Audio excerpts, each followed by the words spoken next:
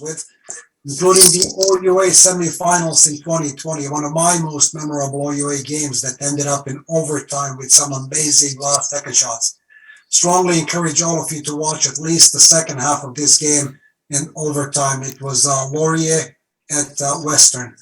Vern Bovell has had a long and illustrious career at the highest level of basketball in the province and nationally, with multiple provincial and national championships under his belt. Vern brings his experience as a black official who reached the top of the game with his hard work and human ethics every time he steps on the floor or when he's educating new or existing officials off the floor. Vern will share his experience with us tonight. It's my honor to present you Vern Bovell, member of our neighboring Hamilton board and an overall great human being, to share with us his life experience in basketball. Take it away, Vern. Hello, everybody. Thank you very much. Oggie, thank you for the invite, and table members, thank you for your indulgence and your kindness. It's very welcoming. I just want to talk about life experience, some of the things that everybody here is going to know what I'm talking about because we've all been through it. But being in the realm of officiating and basketball, we've all experienced certain things, and we can make them positive if we work at it. So I'd like to share what I feel are some of the benefits of the life experiences from being an official and being in officiating and basketball. Most of us, if not all of us, have been members of teams, teams, whatever sport it is that we play or played. So we understand the benefit of being a teammate. Some are good teammates, some are not. But people within that team, people outside of that team will know who is being a good contributing member to your team. You guys, I'm listening to you talk about your, Oggie, being a part of a group. You guys are working your butts off to make the table board successful. That's a member of a team. So congratulations.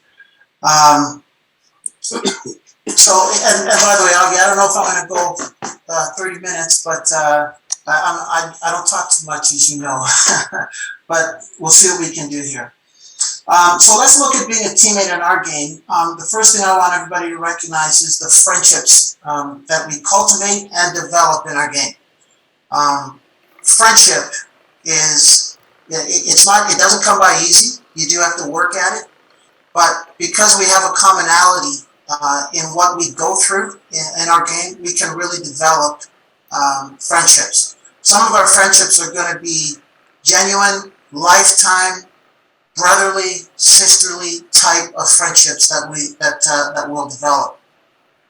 I believe you can and will learn a lot about a fellow official, when we can talk about car rides. You guys in Toronto, I don't know how you deal with the traffic up there, but when you're stuck in traffic, I'll tell you one quick story. I had to go to U of T one day, came into Hamilton. That was the day the truckers were in Toronto. And I don't even remember where I parked. I just saw an underground parking lot, pulled in, and walked 3 kilometers to get to the gym in freezing cold weather.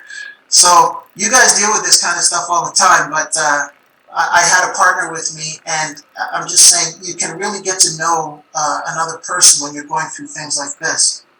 So while you're sitting in traffic, while you're sitting together watching games, when you're discussing plays, we have, all of us nowadays, we didn't do this years ago, but now we can send plays back and forth to each other to discuss, and, what do you think, etc. And of course, I believe the best times that we have in developing our friendships is when after a game, we can sit down and have a drink and have a meal with our partners. That's when we really get to know each other. These friendships and times will allow us to know that we're more similar to each other than we are not. I've had a lot of trips with Oggie, as you mentioned.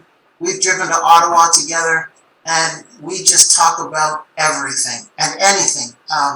Sometimes we get in fights, but we love each other because we disagree, but we disagree respectfully. Okay, so I just want you to know that it's something that you have to work on to develop and to cultivate those friendships. We'll learn about each other's families. We'll learn about our children. We'll learn about cultures and religion. One of your members, he could speak up later, but we had a discussion the other day about the Jewish community. I don't know anything about it, but I want to learn. So I asked him some questions, and we had what we call a very healthy, I find, education. I want to do it again. I want to continue this conversation. But, I've worked with Muslim guys where we've had discussions. I worked with a guy from South Korea who told me about his culture. I think it's very important for us to listen, ask questions, and listen to whom we're speaking with to help us to develop those friendships. We got to learn from each other. We have to be humble, and we have to manage our egos. We have to also be genuinely happy for somebody else. I know that we're in a very competitive environment, but when somebody gets an assignment that you wanted, that you coveted, when somebody else gets the assignment, call that person. Go see that person. I've driven into Toronto to watch some of my compatriots compete in a tournament. And when they look up in the stands, I'm telling you that I know this. When I look up in the stands and I see one of our people in the stands, it makes me feel real good. I feel like, okay, somebody's here to support me, because as we all know, we get the crap beat out of us all the time in these basketball games. So whether it's coaches, fans, players, but when you see a friendly face in the stands that knows what you're going through, it's good. It's a calming feeling. And I'd say, learn to be genuinely happy for the next guy. Your turn will come. Their time may have just come, but if we can take away some of the jealousy out of it, it would really help the game. What do we learn from officiating? The first thing, and I would, if live, I would ask many people these questions, but the first thing I've learned is professionalism. One of your assigners was just talking about Chris, about professionalism. If you get an assignment and you read the email, be a professional. Say I can or I can't do it. When we're on the basketball court, we have to learn to deal with, and I think Tim is going to go over, or is it Lloyd, going over what happens with coaches. We do not have the benefit of being unprofessional. So we always have to be professional at all times. So professionalism, which of course we're going to translate into the rest of our lives, into our world outside of basketball. But we really, when there's 2 or 3 people on a basketball court and the gym is packed, you're the 3 guys that are running things. So that professionalism is going to come through. Another thing that I think we learn is punctuality. We can't arrive at a game 5 minutes before the game starts because we're late. So we have to plan. I worked with a guy the other day. He takes a subway to the game. He's got to plan way in advance to make sure that he arrives at the gym on time. So punctuality is something that we have to learn and understand and manage all the time.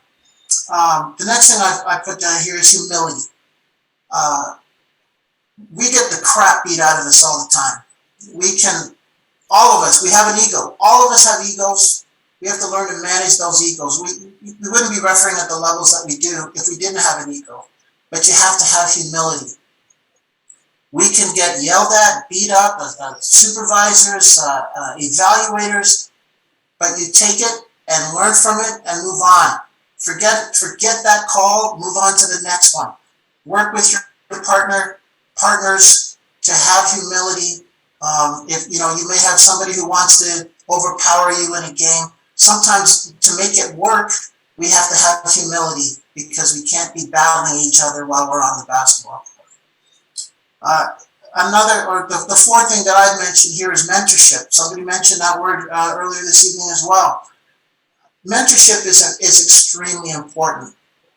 And I want everybody to know that it doesn't mean you have to have somebody above you as your mentor. You can have somebody who's with you, coming up through the system with you as your mentor. There are many, I couldn't tell you how many times throughout my career I wanted to quit. I just had enough of something, somebody, some school, and I called one of my mentors who they talked me off the ledge, okay? Vern, shake it off. Vern, this is what happened. Vern, hey, this happened to me. Hey, I know somebody that this happened to. Mentors are very important to help us get through the tough times, the rough times, okay? It doesn't mean that that mentor is teaching you the game of basketball all the time. They may just be teaching you about life and helping you through life. So mentorship is extremely important. I have a quote that one of my friends said to me, mastering others is strength, but mastering yourself is true power. I believe officiating has taught us both of those things. You know, I mentioned when I have a pregame, I talk about trying to talk people off the ledge. Obviously, we have to control our environment, but we have to control ourselves. So if we can master ourselves, we have true power. So sometimes we have to let somebody vent. Again, you're going to talk about it with coaches, in a little while, but if we can listen to a coach and try to talk them off the ledge, if we can listen to a player who's irate, understanding that that player might be emotional at this time, let's try our best. It doesn't mean we have to have a conversation, a whole long conversation, but ask the coach, what can I do to help? Or, coach, give me a moment, I'm going to talk to my partner, I'll come back to you. Those are the things that are going to help us to talk somebody off the ledge. But I will also say in a pregame, if somebody jumps off the ledge, we got to do with we have to handle our business. And go back to our first point, but we have to handle it professionally. We don't get angry. A technical foul is the same as a travel call. We don't get emotional about travel calls. Don't get emotional about a technical foul. Okay, be a student of the game.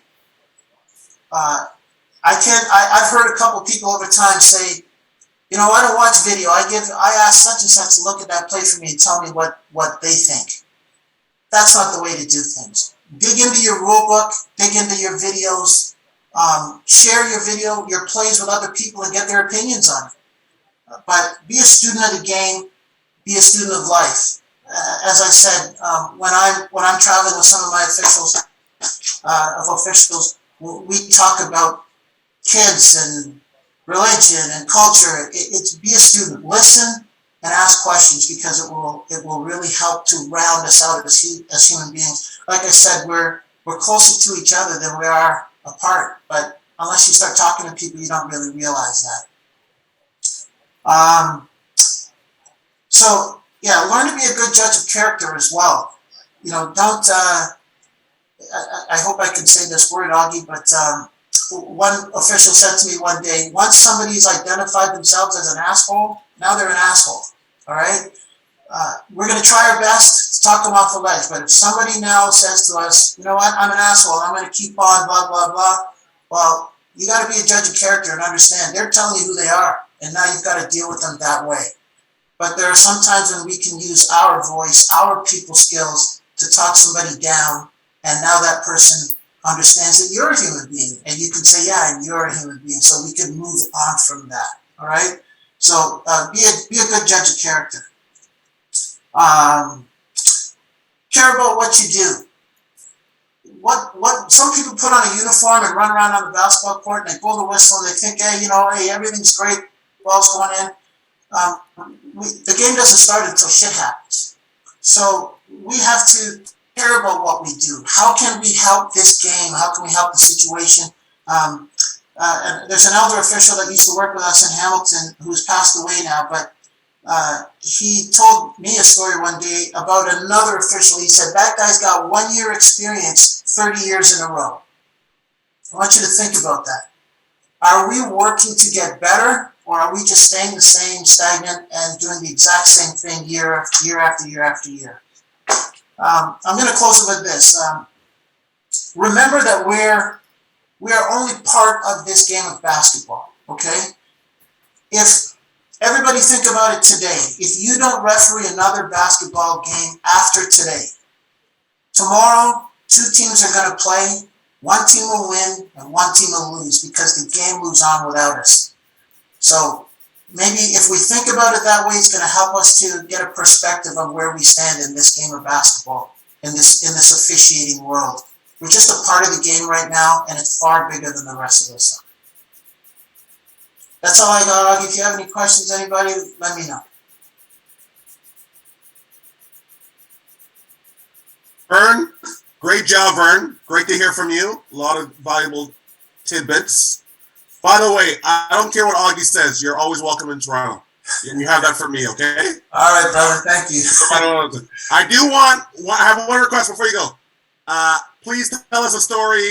And we know you referee Duke, Mike Krzyzewski. What do you remember about the game, your experience? You know, he's gone and retired now, so we have to live through you vicariously. We'll never get that opportunity. But just give us a quick tidbit from that experience, please.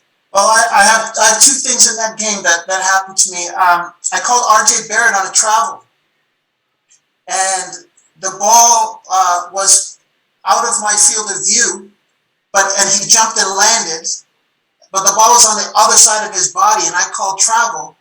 So I got to my partners at a timeout, and I said, why was everybody jumping up and down about that travel call? They said, because the ball actually came loose in his hand. It was knocked out. So Krzyzewski says, Vern, how did you call that travel? I said, Mike, I just talked to my partners. I said, Coach. I didn't say Mike. Coach, I talked to my partners, and they told me I was wrong. And he said, oh, okay, I'm good at that then, because if you could see that, I want your eyes. So there's a couple pictures of me talking with him at that moment, and that's what we were talking about, was a travel call that I got wrong. But I admitted it to him, though. Well, what was the other one I was going to tell you? He had a good argument in a play where one of his players knocked the ball out of somebody's hand, and it went down to the ground. He knocked it down to the ground. I said, Mike, the coach, he hit him on his arm. And he said, Vern, if the ball goes to the ground, he's hit the ball. If it flies up in the air, he's hit his wrist. And I said, that sounds very good. I like that. That made sense. But I said, in this situation, your player hit him on the arm. So we're going to just stay with my call. But that was it. He was a great guy. I'm telling you, RJ can play, and Zion can fly. He's a big dude, and he can fly. So it was very impressive being that close to them on the court. Thanks, Vern, and the valuable insight of knowing when you're wrong and admitting it to the coach. Absolutely. Right? You can't do that all the time, but there are tidbits of establishing credibility of knowing when you're wrong. So absolutely. Great stuff, Vern, and thank you again for all your time today. Thank you. Lloyd, I'm looking to talk to you again, bro. Vern, just give me a call. We need to, we need to sit down for like an evening. You don't need a call. We need an evening. Absolutely. Anytime, the pleasure is all mine. All right. And by the way, thank you for stealing half my lines for my presentation. I appreciate that. Thank you. All right, you're welcome. So, thank you, Vern. Oggie, can I just say a quick thing? Sure. Because Vern talked about friendship and relationships, and Vern was refereeing. He went to the highest level for many years. I got there for a bit, but Vern's been there for a long time. But I remember when I first started reffing, and we talk about journeys and careers, me and Vern went to a camp like probably 25 years ago.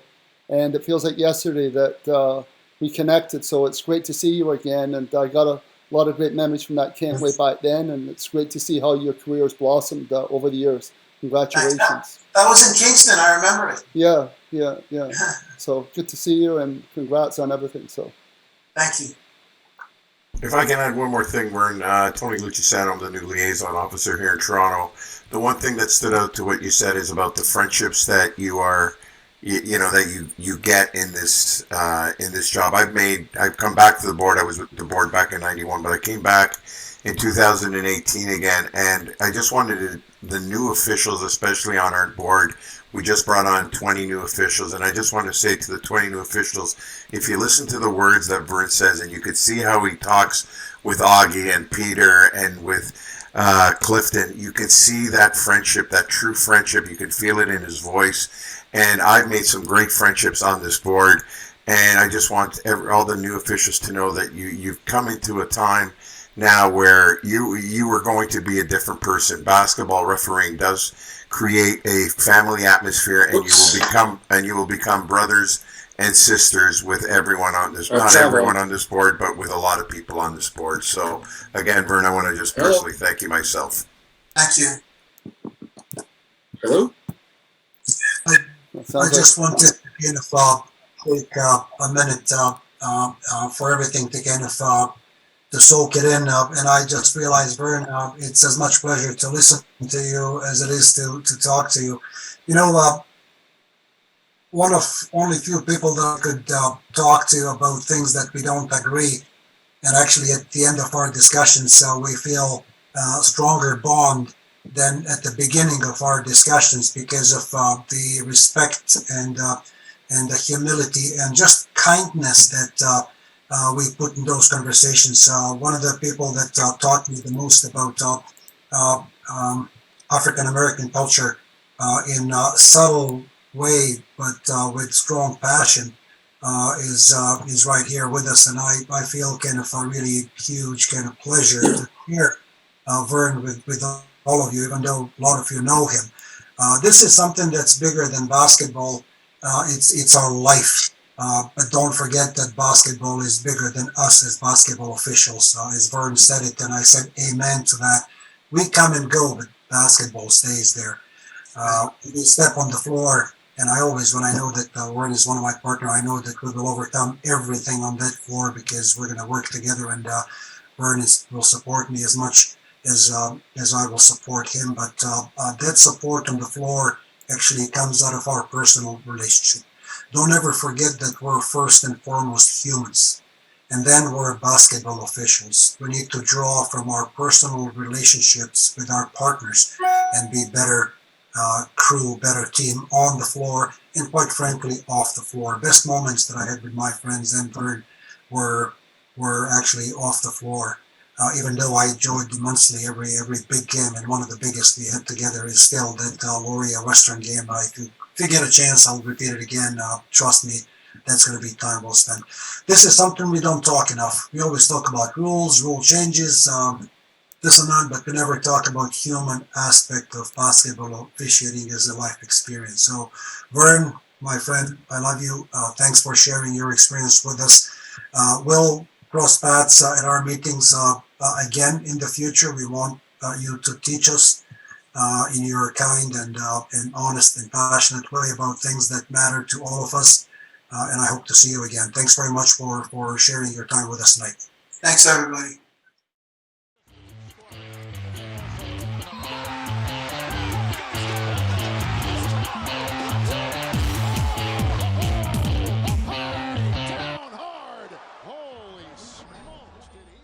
Next presenter, one and only, Lloyd Eidelman. Take it away, Lloyd, please. George, can you share that document I sent you?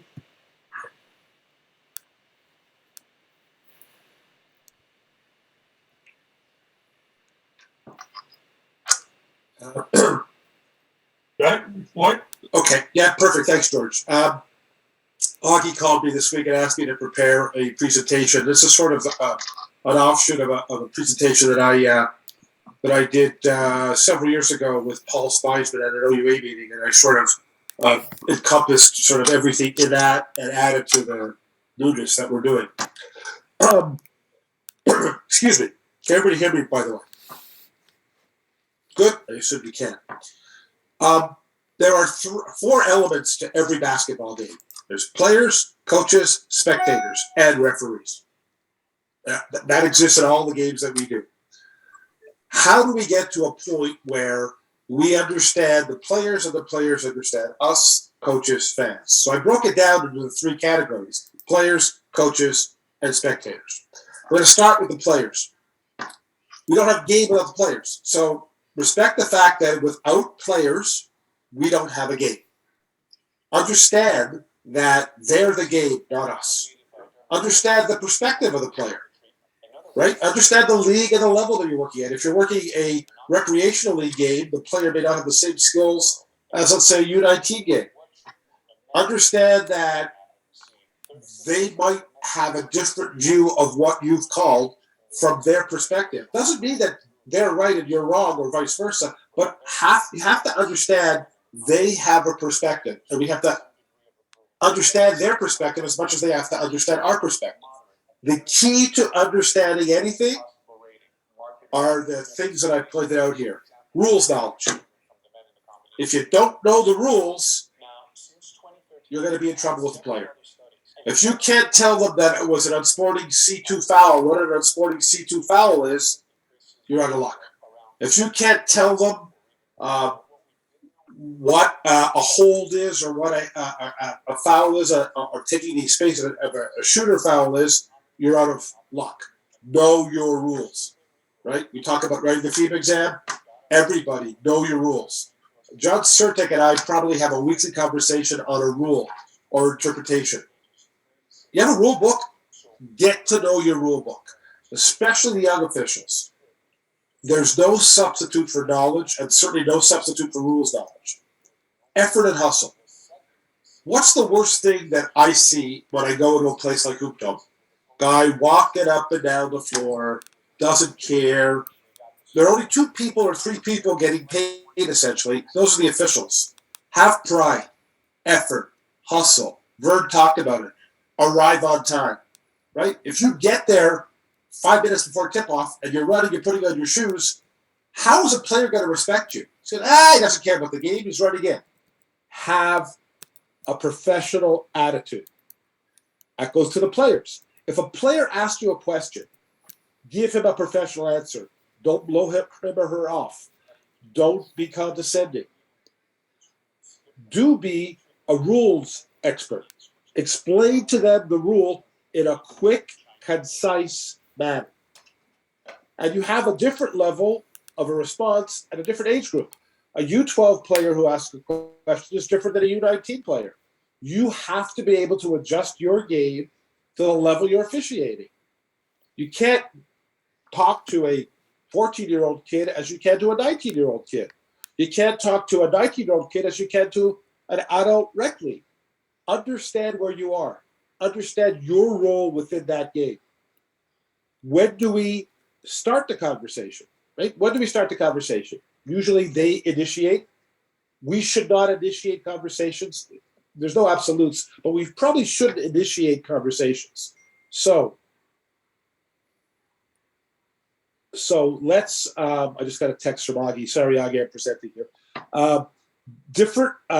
When do we end the conversation? So we've had a conversation. A player says to me, "Ref, what did I do?" I said, "On that post play, you pushed off." "What do you mean?" I said, "You had your 2 hands on his chest, you pushed off. That's a foul." "What do you mean?" "I've explained to you what I've called. Now it's time to move on." Give them a response. They can respond back to you, then get over it. You can't have an ongoing dialogue. It's not useful time, especially in some of the leagues you do as running time.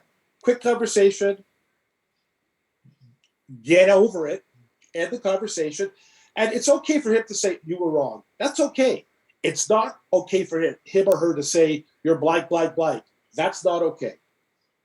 Okay, understand how to end the conversation and when to end the conversation. Are we using all the tools in our referee box? Which goes to what I said. If a player is crossing a line, there are tools. We can warn them. We can give a technical foul. As Vern said, technical foul is like traveling. Technical foul, it's only 1 shot. Yeah, it counts as a fractional disqualification, but it's 1 shot, no possession. The penalty for technical fouls has been downgraded back to when I started refereeing some 40 years ago. It was 2 in the ball. It's 1 shot, point of interruption. Don't be afraid to use it. When do we walk away? We have to walk away. When do we walk away? When we feel the conversation needs to end and the game has to go on, we have to walk away. Okay? When do we help our partners? Partners, especially a younger official, senior officials, go in and help your partner. Say to them, "Hey, listen, my partner's made the ruling, time to move on." please, especially senior partners, we have so many young officials, don't be afraid to step in and say, you know what, the conversation has to end. Right? So we have to know, when does it start? When does it end? And we as officials, as we move on, have to be perceptive of this. We can't ignore. We can never ignore. Dead balls are critical, right? Dead ball, you can have a conversation. Live ball, you can't. You have to focus on the play. And let the player know, hey, number 5, I hear what you're saying, but it's a live ball. I got to focus. They'll understand that. Well, if everybody has any questions, please put it in the chat. We'll move on. George, can you go to the coaches, please? Coaches. Now, a lot of the games that we do don't necessarily have coaches. Our rec league games don't have them. High school has them. OBA has them now. OSBA, certainly OCAA, they have them. So night leagues, generally speaking, there's usually not a coach. Sometimes there is, there isn't. So this is more for OBA, where we have a lot of OBA and we have sort of inexperienced officials with inexperienced coaches. What is the role of the coach? The coach is an advocate for their players. That's their role. What's the best way to get to know the coach? Get there early. You saw 15 minutes in advance. Hey, coach, my name is Lloyd. Oh, hi, Lloyd. Coach, I'm going to ask you a favor. Could you please keep your questions to dead balls? I'm going to tell the other coach the same thing. Okay, great. Give equal time to both coaches. You must. But be a professional. Personalize. Tell them your name, right? Hey, it's if you don't like when they call you by your first name, whatever, tell them, my name is Lloyd. My name is Jim. My name is Jill. Let them know who you are. Personalize it. Remember, we have to have different tools at different levels. A U15 coach isn't the same as an OCAA coach. That being said, you must acknowledge all coach queries. During a dead ball, could be a 5-second conversation. Coach calls you over. Coach, whatever question he has, okay, coach, what's your question? Ask the question. Boom. Move on. Remember, we have 2 ears and 1 mouth. So listen first. Oftentimes we get to a coach and want to spew out what we think. Let them talk first. Allow a quick vent. Vern talk about this. It's excellent. If sometimes they're just mad at their players and you're the closest person, and they'll dead ball, you missed blah, blah, blah, blah, blah, blah, blah. And it's a 10-second. Coach, you done? Yeah, and we move on. If there's no question, move on. That's okay. Do not allow a coach to ref the game. That's 3 seconds. That's a travel. She's holding. Can you watch the push in the back? Bop, bop, bop. No. They can ask a play-specific situation. They cannot ref the game. Do not let coaches ref the game. No. Not at all. Not allowed. Live ball versus dead ball. I just talked about it. Live ball, we cannot talk to the coaches. Some of us are good at talking with whistles in our mouth. Coach, I'll get you at the next live ball. Dead ball, rather. Do not talk to them in live ball. They should know that. And if they don't, explain to them at the next level, Coach, I'm not ignoring you. I have to focus on the play. Here's a simple question. Know who the head coach is. Some of the places we go, there's 6 different coaches. I had an OBA game on Saturday morning, and Coach, which one do you use the head coach? It's critical because by rule, the head coach is the only one who's going to have dialogue. Assistant coach can, but in general, the head coach. Know who the head coach is. Critical. You have to know who the head coach is. When do we walk away? Sorry, I lost my point. When possible, we have to use the assistant coaches. At the higher level, some of the assistant coaches they're the calmest guy in the room. Let them know, hey, coach, your head coach is really crossing a line. They'll be an advocate.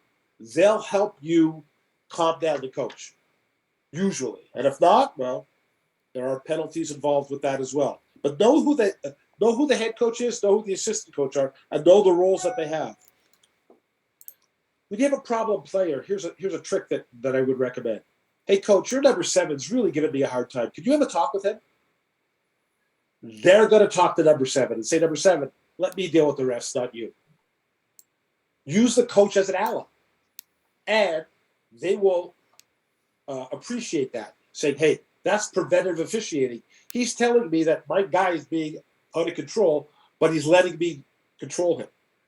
It's a great way to sort of build a rapport with the coaches. Lloyd, there's a question in the chat room for you. Go ahead. What is the best response when coach is refereeing the games, saying that's 3 seconds or that's holding? What's your response? Coach, please do not ref the game. That's all I said. Please do not ref the game. If you have a question about a specific play, please ask me at the next opportunity. So, and go please. Coach, please don't ref the game. They know exactly what they're doing. And if he says, what do you mean? I said, Coach, you can't yell 3 seconds, you can't yell travel, you can't yell this. You could ask a question, could you watch number 12 in the key? That's what you could ask. Number 7 is taking 4 steps. That's a question, not travel, 3 seconds, foul. No, that's not a question. That's reffing the game. Hey, Lloyd, can I add something to that? Of course. The other thing you can let the coach know is that, give me a chance to call it. Perception is that if you're yelling it out and then I call 3 seconds, everybody's going to think I'm calling 3 seconds because you said it. So just give me a chance to make that call. Give me a chance to call the 3 seconds. Give me a chance to call that foul without you yelling it out, because otherwise we're both going to look bad. Yeah, we did this presentation. You remember that pretty well. Thank you. I do remember it. Here's something that you probably remember, Paul. If no one else said it, it wasn't heard. And Paul and I, all the university coaches of a certain age, there was a certain coach at a certain school in the north part of Toronto who has a very famous son who would curse every other word. Every other word out of that coach's mouth was F-bombs. But it would be an F-bomb between me and him. And I would go to that coach and say, Coach, please don't use that language. And he would, and it was only said between me and him. If no one else heard it, it's probably best to ignore it and say, hey, listen. If the whole gym hears it, well, that's a different story. So it's critical that you understand a personal, private conversation. And unless it's vulgar, unless they tell you to do something that's really not nice, try and say, okay, Coach, I hear you, but please don't use that language, as opposed to hitting them up with the technical, which I think is a probably punitive in that situation. So if no one else heard it, probably best to ignore it.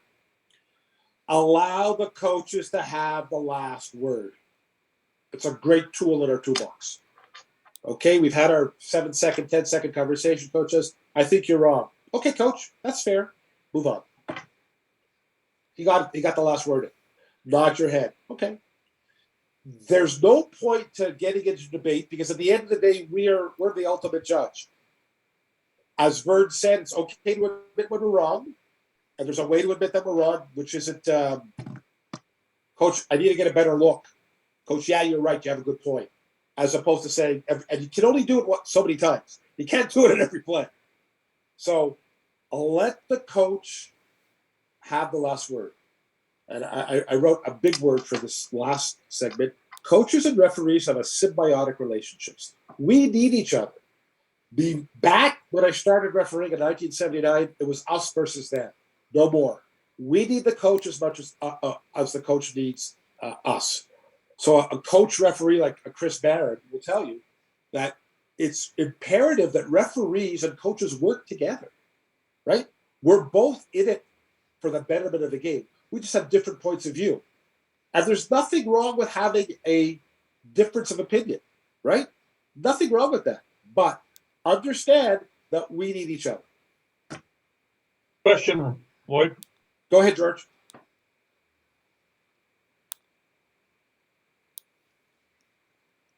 Question is by Clifton Grant. It's what's your line for a technical foul? What's your line for second technical and or disqualifying foul? Okay, so every official has a different line. There are officials that I know of, life members of this board, work national finals, who if you mentioned money, he'd throw you out of the gym. You're getting paid, boom, and toss the guy. There's no right or wrong answer here, Clifton. But if a player has crossed a line or a coach has crossed a line with vulgarity, with continued abuse following a warning, or even without a, if a coach is on the floor yelling and screaming, that is a technical foul. No ifs, ands, or buts. There's an automatics. If a player doesn't like a call and slams the ball and goes up to the roof, technical foul, automatic. If a player tells you to go F yourself, that's a technical foul. Sometimes I know officials will tell them to take a shower, right? If a player curses at you and the whole gym hears it, that's a technical foul, right? If he curses at you and no one else hears it, what did I just say? If no one else heard it, you might want to say to the player, hey, don't curse it, right? If he mutters it under his breath or her breath, different. But if they turn around and the whole gym hears him curse at you, technical foul, right? Disqualifying foul. You know, I had a player once say to me, what's the warning after the technical? I said, the technical is the warning. Once you get one technical foul, that's the message to button it, right? And in FIBA, we also have that rule where if they got the T ended in sporting, it's a disqualifying foul. I can't give, there's no right answer here, but I will tell you this. This is a Steve Foxcroft line. They're one of the greatest officials in Canadian history. Fox 40 whistle fame, 11 national championships. Said to me, if you get into the car at the end of the game and said you should have tossed him and you didn't, you should have tossed him. Hope that answers your question, Clifton.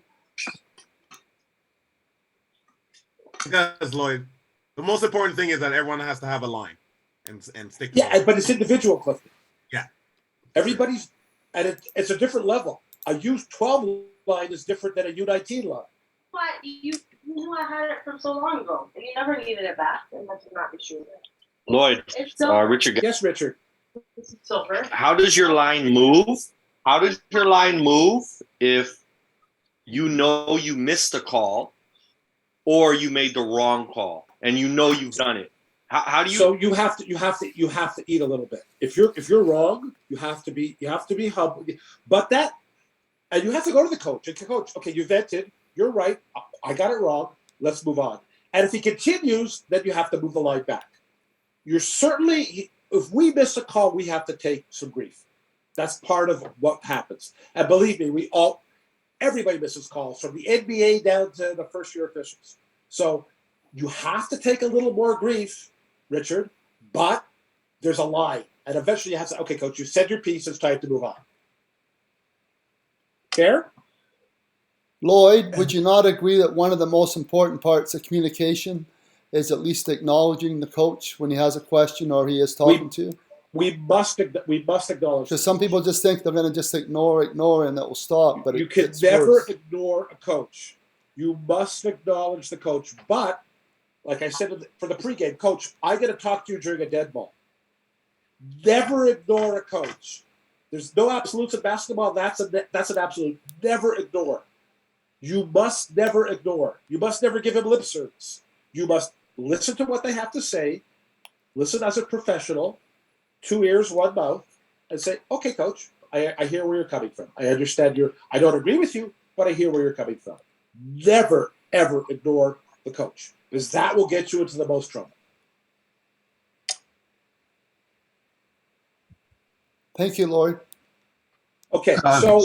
Could Don Hargrove interrupt here for a second? No, you're too old, Donnie. I have a situation, and there was the loud F word, and they wondered why I called it, and I said, because you traumatized everybody in the bus going by outside. And I've had guys were low-level F words, and I said, I hope that was an N in that word and not a C. So these ways, you can sort of calm things down a little bit. And anybody know what the N word is? Yeah, that's not acceptable. No, the N word, funk, F-U-N-K. Oh, okay. Okay, Donnie. I want to close off by something that's become problematic. And it's problematic, and I guess post-COVID, the world has gone crazy. And I see this stuff online, and Rick Wasson posts this stuff all the time. Rick's a longtime official. And it talks about, spectators going after, I saw something where a baseball umpire was assaulted, we had a football referee assaulted, we had hockey referees assaulted, you had a basketball tournament somewhere in Kentucky where there's a brawl where they're assaulting referees. It appears as open season on referees. We don't want that. We want referees to be safe. And by and large, I would say that 95% of what we do, we don't have a problem. You have to understand this. Fans are short for fanatic. Remember that. They have a one-sided view of the game. Their view is their team, usually it's kids, their child, children, niece, nephew, are the greatest thing in the world. And they're right and you're wrong. As a parent, you think your kids are perfect. I'll tell you a story about my kids and how they're not perfect. And I have great kids. When do we engage with fans? We really should never engage with fans. And that's just a small banter. You're at Hoop Dom and a parent says something that's kind of cute. You can say something cute. I would say the best thing is to avoid contact with parents. Thanks, Oggie. Avoid contact with parents. But if it's a cute little banter, you have a sense of humor, maybe a little bit. Age and skill are the key to understanding. You can't officiate a U11 game like a U19 game, and the parents have to understand that too. And if they don't, they don't. When you get to the court, identify the court supervisor. Because if there's a problem, that's the person you're going to go to. Hey, can you do me a favor? That lady in the back row is really being a problem, and they'll deal with it. Remove fans who clearly have crossed the line. If a fan is cursing at you, if a fan is just being belligerent, if a fan is being igniting the rest of the spectators, you hear me? Remove the spectator. You have that authority. Can you believe Don? If a spectator asks for a rule interpretation following a game, that's okay, as long as they ask the question professional in a non-aggressive manner. Hey, what did my kid do on that travel? What did they do wrong? Oh my God! As opposed to you cost my no. If they ask it in a professional manner, address it. Like to say you effort know that letter and hustle go noticed by everyone. I'm just Nobody saying understands that's probably one of the most ignorant things I've ever heard of. No one ever said that. Not in my 35 plus years or 38 years in Toronto has ever said that. Always be professional when dealing with the public. Just didn't go bananas. Never say anything that could be misconstrued. That's why you're best to avoid. We need you're best to avoid a written apology. Oh my God. Any sort of real conversation. Anyway, I was because so it's going to come back and bite you in the butt. If sorry you feel unsafe, get the court monitor, court supervisor, and deal with it. Sometimes you can get the coach. Hey, coach, your parents are really big. I had it last year at Hoop Dome. Coach went over, told the parent to shut up, and they did. So know your environment. No, the louder the gym, the less you hear, right? I can recall games at places like Laurain where you never heard anything, and it was big, big, big. And like Dave Bonapote's, games are on video now. There are no lies. So if you're not hustling and they see a ref walking up and down the floor, it shows up on video. Remember, give an effort.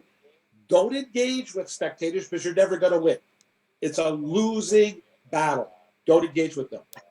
And if it gets to the point where you need to get the parent out or the spectators out, do what you have to do.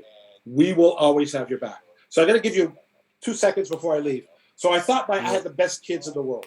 Right? My daughter's honor roll, at high school. My mother-in-law passed away, so in our culture, when we sit Shiva, we drink after the service. Oh, so nice. So I go downstairs and get all the liquor that I awesome, have, and I have vodka. I don't drink vodka. And I pull the vodka bottle out. My daughter said, no, Daddy, you can't serve the vodka. I said, why? Well, 2 years ago, when we were underage, we had a party, and we switched the vodka for water after we drank it all. I said, oh, great. They owned up. They were 19. They owned up. I sent them to the store to get me a bottle of Green Goose. So even good kids will circumvent if they can. Everybody, anyone has questions for me, my email address. Please feel free to, if you see me on the court and want questions, I'm always open. Thank you, Oggie, for giving me this time. I appreciate it. Yeah. Good job, Lloyd. Very good job. So anyway, I'll keep the meeting going. I just want to. Lloyd, and there's a question in the chat. What if the fan do not want to leave? Do you cancel game or give it win based on point spread and time left in the game? Nope. If you deem a spectator has to leave and they don't leave, it's a forfeit. We're not debating. There could be 6 seconds left in the game. It's a forfeit. Well, Lloyd, that's Jim- up to the league whoever the tournament supervisor is. We don't get Yeah. involved in that. Thanks, Paul, and it's always good to hear you together with Lloyd. I still remember your original presentation between the two of you. Good to see you. Hey, I remember when the three of us worked together in Laurentian. Yeah, I was Yes. about to say that. I still remember our women's games and for everybody else who is on this call, Lloyd and Paul were my mentors while I was on the doing mostly women's games, and I owe a lot to them for everything I learned and used as a foundation for getting what I really wanted to get in my career. So I really appreciate that. We've had a long and good careers, a lot of good games. Just a kind of final word on this. This kind of covers that really important aspect of officiating. Don't forget that we are there to bring stability to the game. Don't take comments from coaches personal, because if you take them personal, if you get too excited and passionate, then everything kind of takes the wrong turn. Try to keep that calmness and bring calmness and stability to the game. Don't build your reputation by calling technical fouls. Try to build those relationships. And with regards to lines, everybody was asking what's the line for this, what's the line for that. I'll tell you one thing, the same line said by one official will do wonders. And if it's said by a different official, will escalate.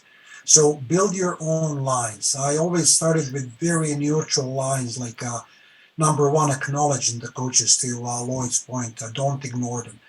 Coach, you've got the point. There's another one where there's a potential that the call was, or the coach is just hot about the call. And whether you think it's a good or bad, don't matter. You can't change his opinion.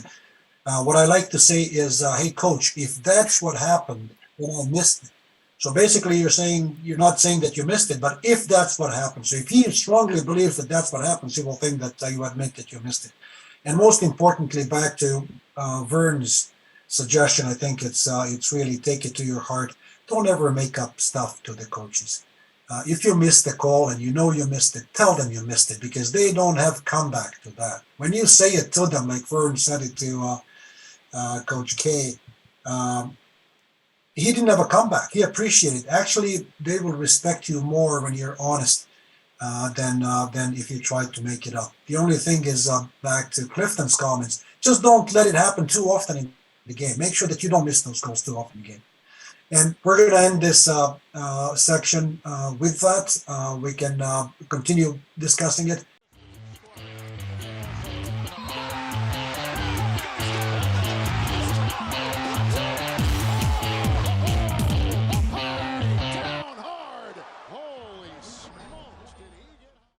But we're going to go to Tim Laurain for the final education session, really important one for the great majority of our board. Tim, please, thanks for your hard work, and please take it away. Okay, I'm going to share my screen. Peter and I had talked about doing some two-person update, and we've modified that, and we're going to talk a little about unsportsmanlike foul and have a little more video involved after listening to a bunch of people talk, and then we'll pick up the two-person at a future session. Okay, so Tim, I'm going to do this. Tim, do you want me to make you the host? What's that? Yep, give me host so I can share my screen. Yeah, I'll make you the host. Okay, all yours. All right, so let's do this. Optimize for video clip, share sound, bump. Okay, can everybody see unsportsmanlike foul? Yes. Yes. Okay, so let's do this. Let me. Tim, you suggest people turn off their video to make it better? Yeah, for sure. Turn off your video. Come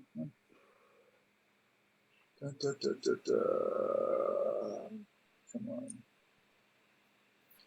So, okay, so for some of you, I have Viva TV, so someone else did this, but they put together. I have video clips of all the C1, C2, C3, C4 unsportsmanlike fouls, and all the technical fouls that were given in the FIBA Eurobasket. So we're gonna take a look at some of the C1 fouls. Can someone tell us what the criteria for a C1 unsportsmanlike foul is?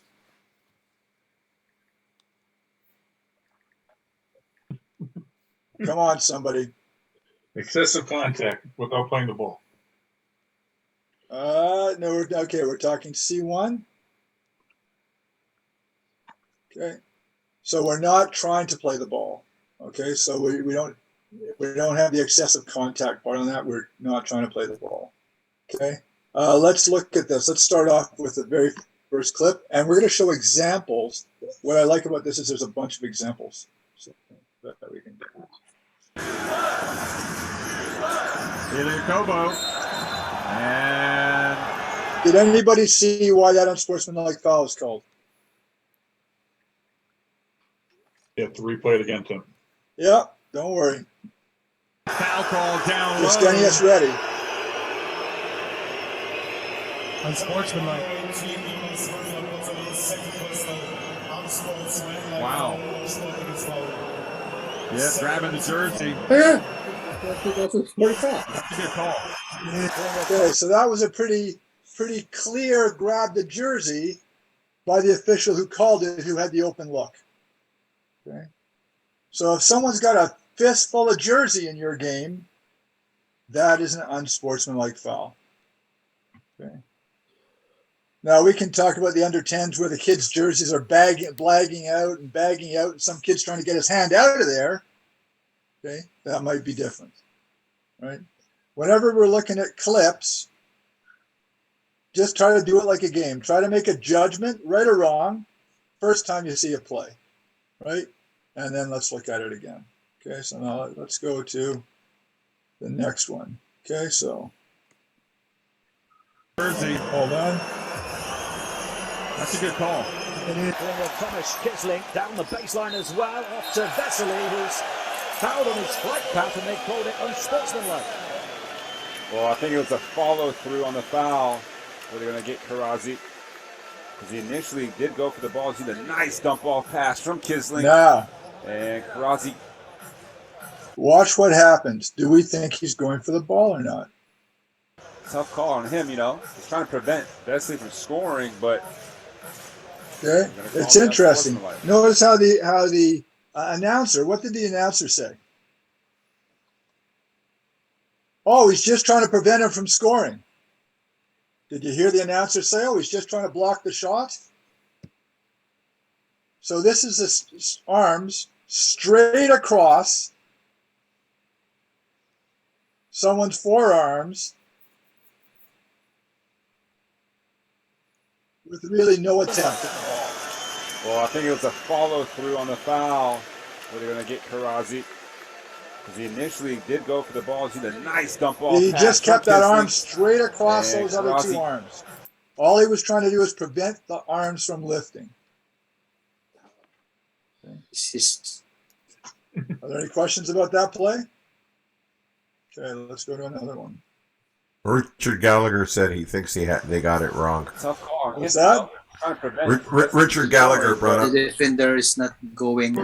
Yeah, Richard said that he thinks they got the call wrong. Okay.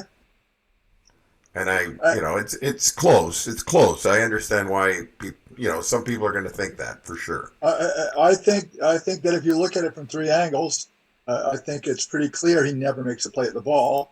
I certainly think, if depending what angle you're looking at, if you're coming at this angle right off the bat, for sure that's going to look like he tried to block the shot. I think the absolute best angle is the one the lead would have had on the end line, looking directly at what that guy was trying to do with his arm.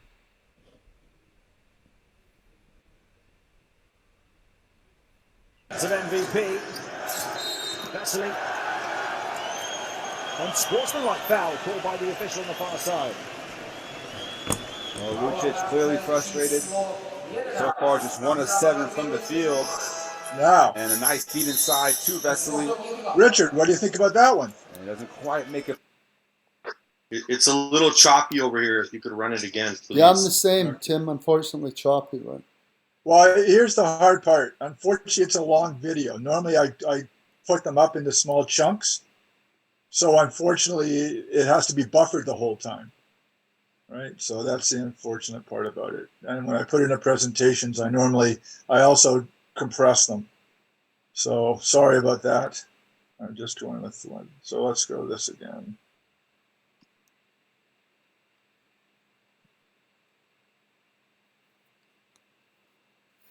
It's 1 of 7 from the field, and a nice feed inside to Vesely. How was that? And it doesn't quite make a play on the ball. Was that better? Coming off.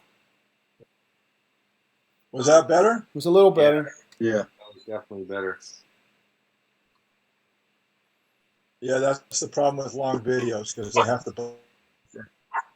Hold on, I've got another trick. I apologize. I'll try to plug in hardwiring to my router.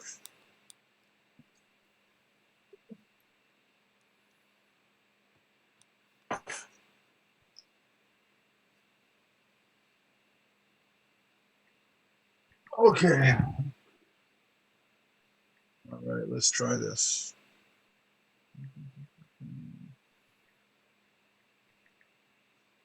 The bench. And into Rudy Gobert, and he is fouled. Unsportsmanlike foul on Juancho Hernan-Gomez. Not making a play on the ball. We'll see if they go look at it. Yeah, they hit the diver, Rudy in the middle. Yeah, I think that's a good call. Okay. Did that one play all right? Yeah, you could see he didn't play the ball. Pulled his arm down.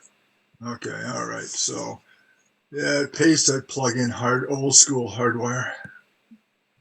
Okay. Now notice there's a couple of interesting things about all this, right? That's really the first kind of reaction that we've seen. Okay, most of the other ones went, yeah, okay, unsportsmanlike foul. And I'm not saying go out there and call a whole bunch of unsporting fouls. I say the more that they get used to, coaches and players, that if we penalize unsportsmanlike fouls correctly, the more they will get used to it and the less reaction you will have and the less trepidation you will have in calling them when warranted. Okay? And you're not gonna be able to call them until you can visualize these plays. That's what we're talking about. So far, what have we seen? So far we've seen the jersey grab, purely grabbing a jersey.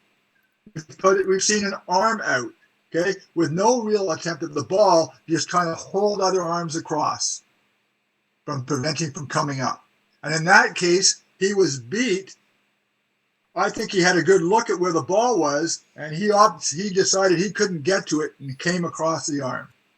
Again, these are tough calls to make if you don't have the open look at the call.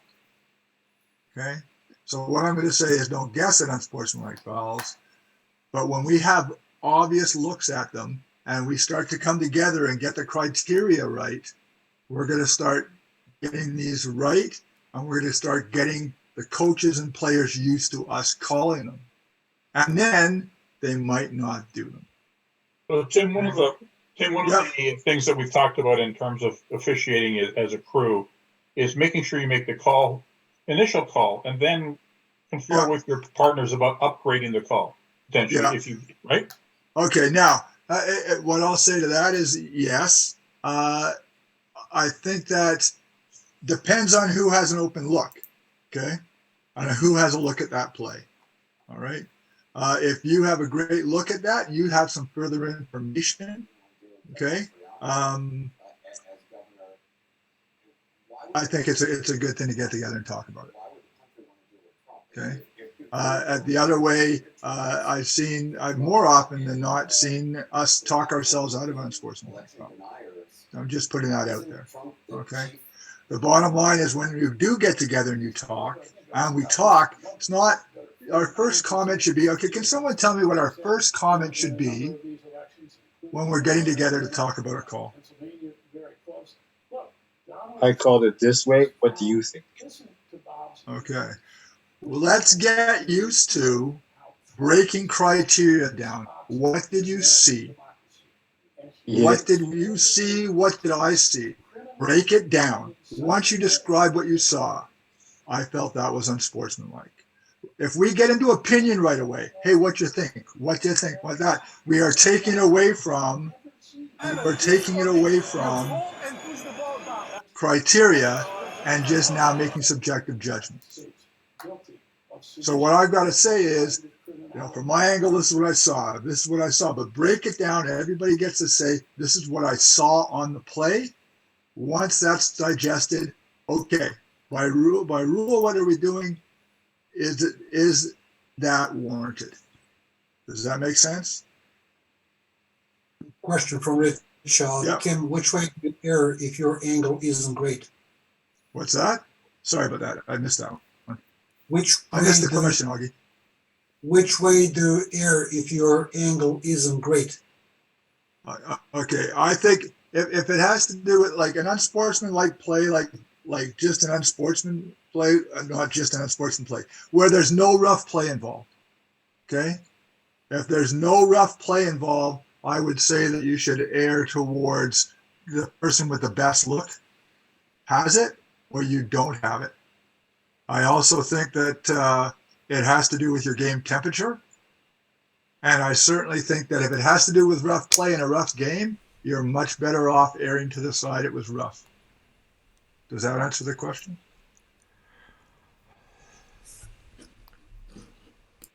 Okay. Let's see. I get a couple more, and then we'll pop to a different type of foul. Post up. Now they're trying to get him in these pick and roll situations. They're going to call an unsportsmanlike. That was a silly foul on Aaron Gomez. What was he doing? They blew the whistle already on the foul. Now they're going to talk about it. Are you surprised they called? Well, Jeff, if you play a lot of basketball. Okay, so the call's been made, and then he reaches over, and then they... Okay, so on that play, because what happens when the whistle goes? We still have continuation to the basket, right? No. And there's somebody, I'm clearly grabbing him to make sure he can't get a shot off. The call's been made, and then he reaches over. Does that look like a play at the ball? Okay, unsportsmanlike.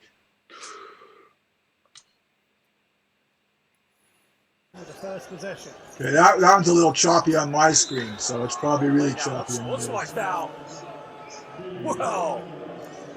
Well, let's just see. What a way to come out of the Oh, we don't have a good look at that one. half-time. Hold on. Screen on Sherman Deeney. I mean, that's the kind of now, you see that, and it can, you just say a little bit of good night. So see what let's see if I can stop it right where I want this right now. And we'll take a look at this. Dunk, you just see that, and it can, okay. You just say a little bit of if you have somebody pushing somebody in the back in your game, okay, that should be an unsportsmanlike foul. He's not ahead of Walt. And you don't have to do this. I'll tell you that I have called a bunch of unsporting fouls at U10, U11, U12. Mm-hmm. If you have that kid that chases that other kid in and pushes him in the back, even hopefully the kid doesn't get wiped out and he's still standing, that's an unsportsmanlike foul. Don't wait for some 10-year-old kid to be up against the stanchion at Hoop Dome with his parents screaming and the coach coming out before you decide that, oh, that was an unsportsmanlike foul. I'm just putting it out there. Okay? If you have a deliberate pushing action, consider that should be unsporting. Do we have any questions? Okay, let's see what other ones I pulled out of here. Let's go to our C2, some C2 on sporting. So, Ken, before you proceed, since who can check the waiting room? It looks like we have people in the waiting room. I looked in the waiting room. I don't see anybody. I think Tim has it. Tim has access. Can you still see it? Hold on. Waiting room participants 114. Do I see him in the waiting room? Yeah, we were just looking for Mike Reel. He was asking if he was let in. I don't know if he was or not.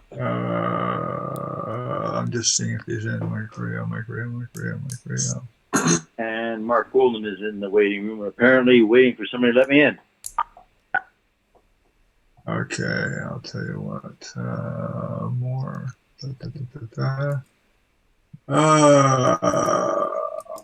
That's why, guys, I never have the waiting room. I just let people straight direct in. Okay. Have you got it, Tim? Hold on, waiting room. Hold on, mid all. No, yeah, we're good. They should all be coming in right now. Okay. Yeah, they should all be coming in. Yeah, we went from 109 to 114, so the 5 should be in. Shoot, I was hoping oh, darn it. Let's do this. Let's do all C2. I was looking for this. Gonna try and back in. Gets too deep, and they're gonna call the offensive. Gonna call it unsportsmanlike foul. Yeah, look. Oh, that's absolutely. Tim, can we just tell people what C2 is? Okay, what's that? Just tell people what C2 is. Yeah.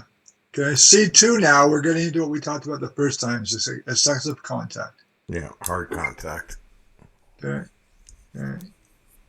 All right.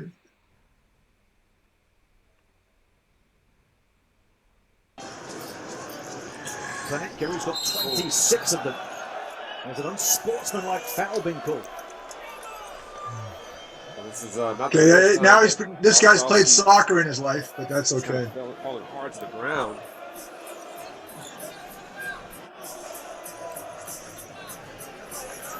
Okay. Take a look here. Oh, that's silly. So the important thing that I want to show on this is it's not just about when somebody's shooting. It's somebody who runs a screen, and you see that they drop themselves to run a screen. Okay? If it's excessive contact, that it should be called. Check. Yeah, I fouled him. Yeah, looking at me. Yeah, I got him. That is probably the definition of normal. Unsportsmanlike foul. Doncic able to get rid of it, and here comes Dragic, explodes and scores over Gobert. And the Charge, they wiped it off.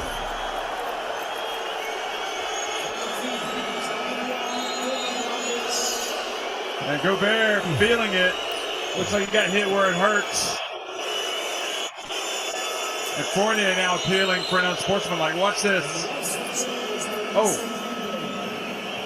Well, we definitely know where he got it. Remember our rule book and our case book and our interpretations that talk about unless that offensive player extends out of their cylinder, and that he purposely, in my opinion and in the ref's opinions, okay, extended that leg further and created an excessive contact on that player who was in the semicircle.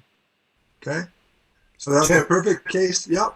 Tim, if you're the lead in that case and you're left, you would have probably had a bit of a closed look on that. Should the trail then, because the trail would have the better look on that. So that call should that call have not come from the trail? I'm coming now. I'm gonna do. So, I want to go down all. And there's a bunch of people talking. Yeah, Yakub's got to mute his phone. Okay. No, this is all from your house. Anthony, you got to turn off your phone. Anthony. Sorry about that, guys. Okay. No problem. Well, what I'm going to say to that, okay, is, and for most of the people on this call, okay, we're not doing 3-person, okay.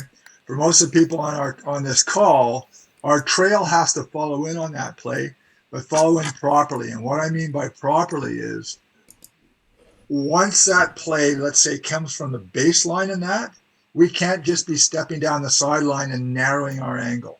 Right. We have to be picking up that defender so we can see that offensive leg extend. Okay?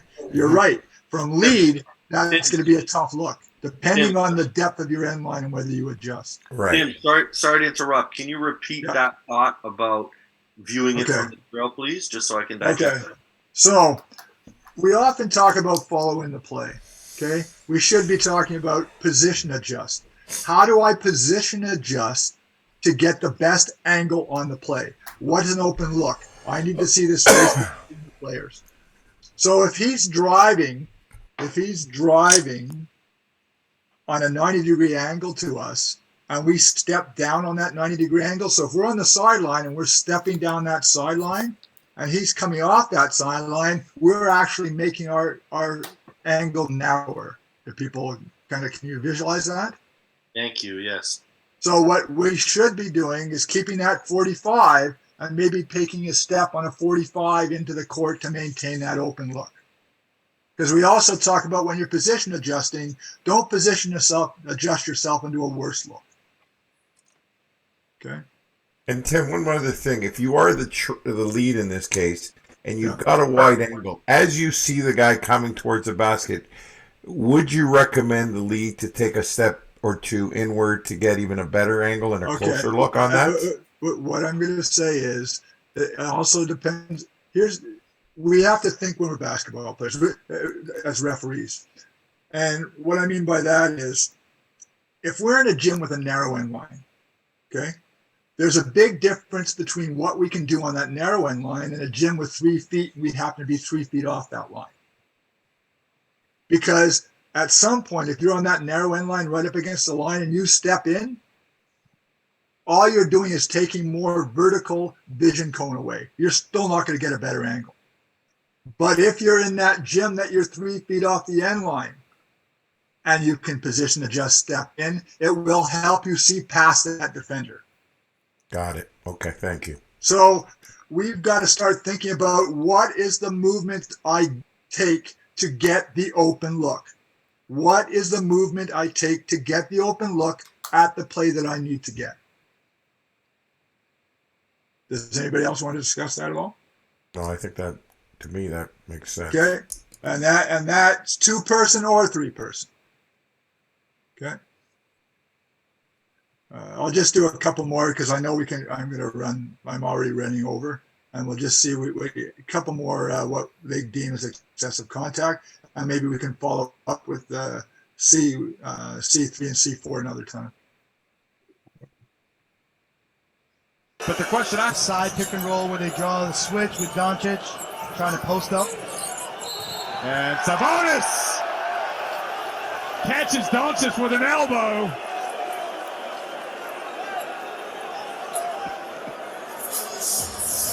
And Doncic is so upset, he doesn't even want to be helped up. Watch this.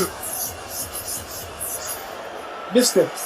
You can't swing your elbows like that, can you? Look at you missed it. Inadvertent for sure, but it's an offensive foul. Now, I think you can make an argument. That play happens quick. He hit it. Yeah. Right. So the hard part about all these plays is the criteria for this is that player. So now we're talking about cylinder principle. Okay. So your cylinder principle, and you have to the end of your feet. Okay. If you're swinging your elbows, and coaches used to teach this, clear space for yourself, and you're moving your elbows outside of your cylinder in a faster than your body is moving way. So you're swinging your elbows, you're putting yourself, and so consider that if there's contact and you deem it's excessive, then it's not just an offensive foul. Okay. So again, if we're getting together to talk about this, in your heads, be thinking, what's my criteria on this? What was his cylinders? What were the elbows doing? Were they extended? Were they outside the cylinder? Were they moving faster than his body? What happened on contact? Okay. So whenever we're looking at these plays, I know what is jumping into our heads right off the bat. are just that's this or that's this. What I would like to recommend is every time we watch plays, you're thinking to yourself, this happened, this happened, this happened. What's the criteria? What's the criteria? What's the criteria? Then make a judgment. Okay. See what It's a good thought. We have a couple of minutes, so let's wrap it. Okay. Well, I'll tell you what. I'll tell you what. Because there's a ton of questions on the exams about unsportsmanlike fouls and that, and one of them's a rule change this year. So I will pull clips out for all of them, and I will spend a bunch of Thursday session on unsportsmanlike fouls. All right. And thanks for doing this, Tim. We're going to take a rain check for two-person mechanics, but it's always good to watch videos and break them down. My comments on this are for everyone to be really cognizant of these kinds of fouls, because if we don't call them properly, they will inevitably lead to rough play, because most players, if they feel that we're not protecting them, they will protect themselves, and that will lead to more issues at hand. So back to Rich's question, which side do you err on? I always err on the side of calling the harsher foul, because and I also like to say, if you thought you should have called unsporting, then you probably should have called unsporting. Let's just make sure that we understand the criteria. Let's make sure that we don't miss it. Let's make sure that we make the call. And if we're the partner who had a better look and we need to upgrade that foul, let's have courage to approach our partner and upgrade the foul properly. Nothing wrong with that. Okay, so those are my final comments, and thanks for preparing that, Tim.